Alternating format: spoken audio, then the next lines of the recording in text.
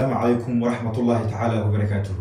musuq maasuq aad u ballaaran weliba kii ugu xoogganaa uguna darnaa ayaa ka socda xarunta wasaaradda kalluumeysiga ee maamul goboleedka Puntland. Cadeymo ayaa halkan idinkula wadaagaya sida leysimo iyo dukumiintiyo cadeynaya waxa musuq maasuq ah ee ka jira waqtigan xaruntaasi iyo lacag tiro badan oo laga qaatay dad badan haddana liiskii laga tiray lana rabo in mar kale ay qaataan. haddaba waxaan marka hore kaa codsanayaa inaad muuqaalkan soo gudbiso oo aad u heliso dadkan la rabo in mar kale lacagahaasi laga gurto.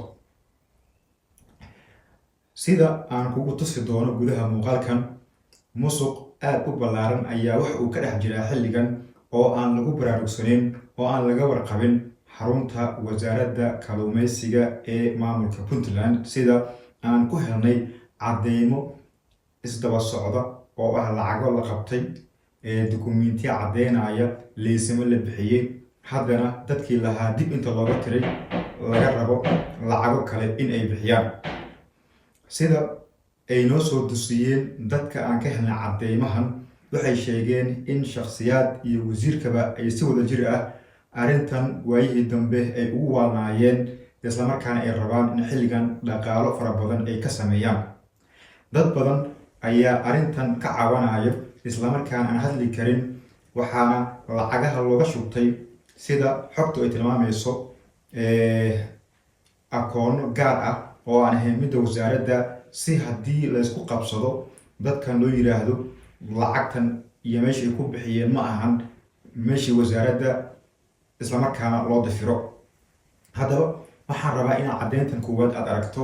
waa warqad cadeynaysa lacagaha la qabtay. middan kale waa warqad cadeynaysa leysinka la bixiyey, haddana magacii laga tirtiray.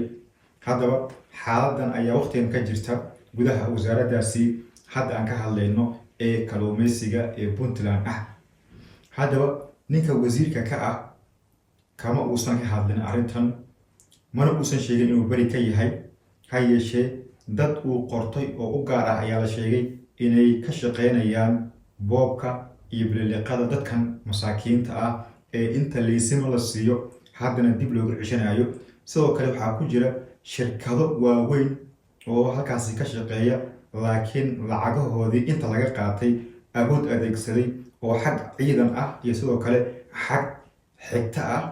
ha yeeshee lacagahoodii dib loogu celiyey markii laga kansalay warqadihii shatiyada ahaa ee la siiyey. laakiin dadkan hadda aan u hadlayno ma haystaan meel ay u dacwoodaan, ma haystaan awood kale oo ay Puntland ku joogaan oo ay lacagahoodii ku soo ceshan karaan. waana tan aan rabno in la gaarsiiyo cid kasta oo arrintan wax ka qaban karta haddii maamul sax ah halkaasi uu ka jiro.